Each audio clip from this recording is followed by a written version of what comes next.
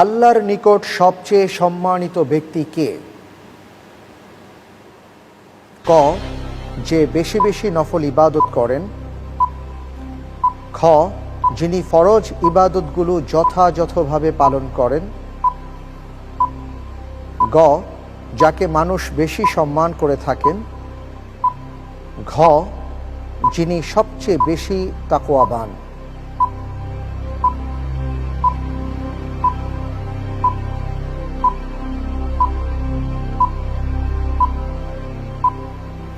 ইনশাল্লাহ আমি বেছে নিচ্ছি ঘ, যে সবচেয়ে বেশি তাকওয়াশীল।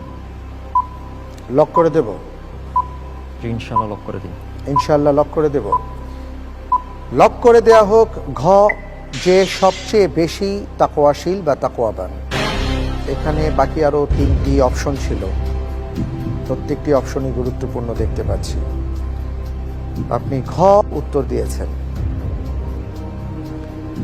আমি দেখতে পাচ্ছি স্ক্রিনে যে বিষয়টি এসছে, আপনার উত্তরটি সঠিক হয়েছে কিনা সেই বিষয় স্ক্রিনে যেটা আসছে, সবুজ বাতি যে অপশনে জ্বলেছে সেটা হলো ঘ।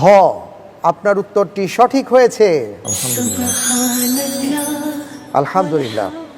কোরআনে কারীমের মধ্যে এসেছে ইন্না আকরামাকুম ইনদাল্লাহি আতকাকুম।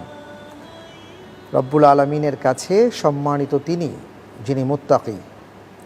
রব্বুল আলামিন আমাদের সবাইকে মুত্তাকি হওয়ার তৌফিক দান করুন। আল্লাহুম্মা আমিন। আমিন।